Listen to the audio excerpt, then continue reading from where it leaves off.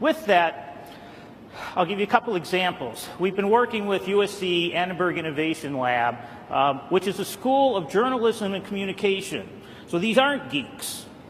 These are folks that have a discipline in journalism, and they have a desire to do research and in areas that take some of the data that we're doing, some of the opportunities that in applications, but not necessarily being or turning to an IT department to go do this. One of the applications that we got excited about last year, my team built a technology called Big Sheets, which put a spreadsheet metaphor on top of Hadoop. It ships now as part of InfoSphere's Big Insights. But this was a workshop we did at USC, and the students came in. We were explaining them what we did with this and how they could import data, gather data, extract some knowledge from it, and visualize it. And one doctoral student came in who had been collecting information, Twitter information, on social unrest, kind of political sentiment. And the session ended in the afternoon. She went home that evening, used the product, used it, and produced that evening information she put on her blog without our help.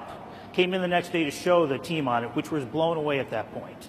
That was good news for me, because that's the type of thing we want to see more and more of, is aiming these new do-it-yourself applications where we as IT departments make the data available, we make analytics available in a way that it can make folks like this very productive very quickly.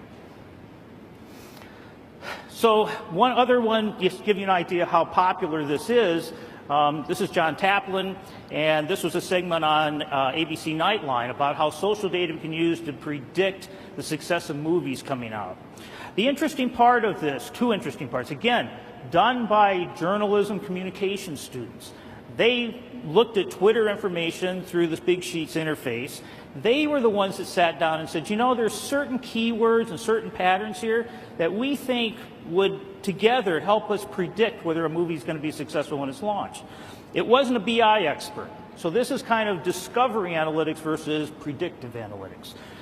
They worked with one of my people who spent a couple hours a week putting it into a model. And in Big Sheets, when you see the analytic, it looks like a macro. They don't know anything else. And then they experimented with it, and then they improved it over time to the point that John was able to get ABC interested on the implications of social data in terms of businesses and movie making and in other activities like this. So with that, I want to introduce John Taplin and see some of the applications he's doing. I think you'll be truly amazed, and I'm very pleased that he's here to do this. John?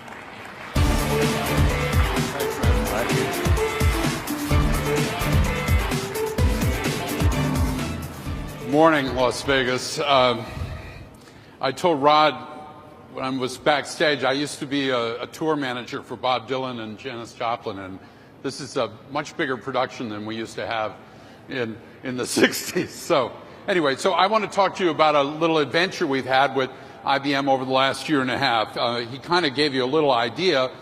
It just so happened that Sam Thompson and some of the IBM team showed up at the Annenberg Innovation Lab in January of 2011. And literally one of our students was an Egyptian researcher who had been collecting tweets.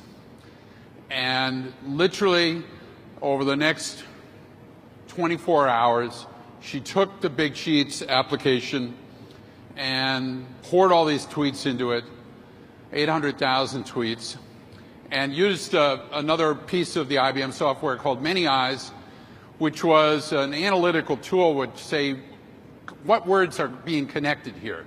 And these words were coming in from Arabic, English, and French, and all collected. And when she first turned it on and began to crunch the data and came right in front of us, and there was this word, video is history. Here were these kids out on the streets using their cell phones to change the world, and they knew what was happening, and it was pretty amazing. So then we took these tools, as Rod said, and we started to look at some things to have to do with what we were interested in entertainment. I mean, our lab is a multidisciplinary lab. It has engineers, it has cinema students, it has people from communications, journalism, education. And so we began to look at movies, and I'll just give you an example.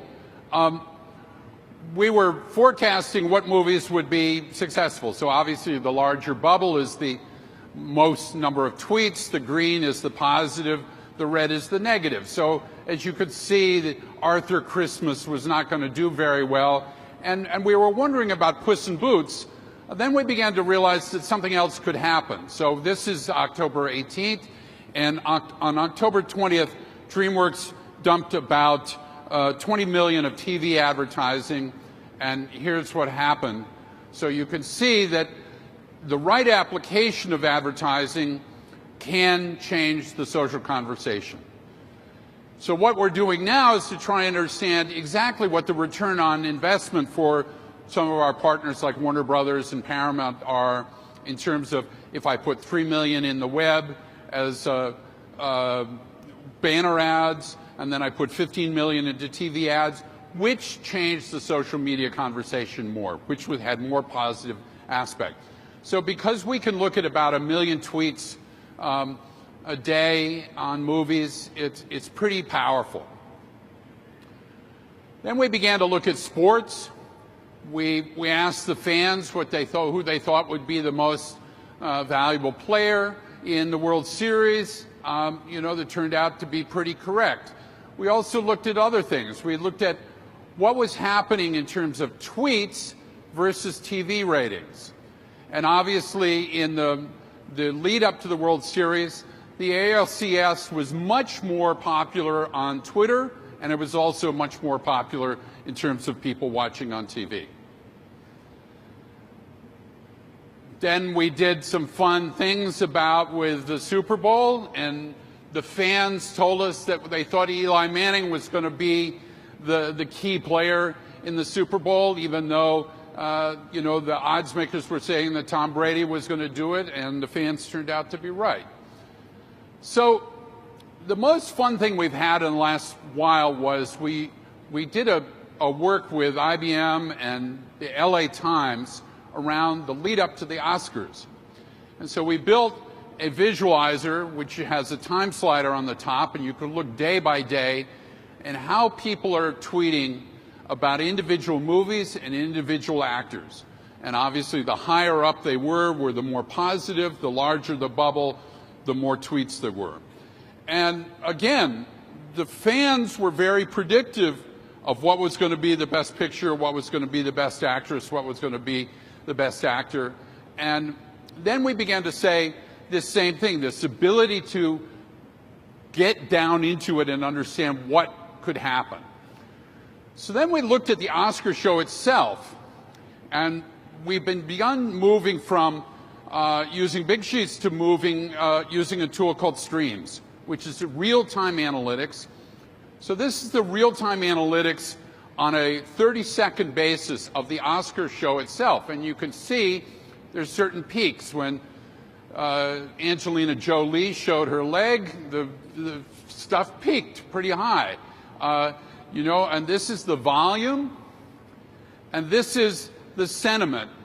So we think, we've showed this to Simon Cowell and some of the people in the TV business, and they think, wow, if I could go in and look at an individual show on a 30-second basis and see where the sentiment was going, up and down, what happened, and then we go back in and look at the tweets and see what's going on in terms of that sentiment, that's going to make a huge difference. And that's, we think, the next generation of analytics, because quite frankly, the existing analytics for television, the Nielsen ratings, are outmoded. We are going to be also looking at politics this year, and I hope you will all kind of take a look at annenberglab.com. We do some pretty interesting stuff. We make all sorts of cool books like Outlaw Blues, which is a book I just published, which is an enhanced ebook. And we would like any of you who want to be involved in the Innovation Lab to come talk to us. So thanks very much.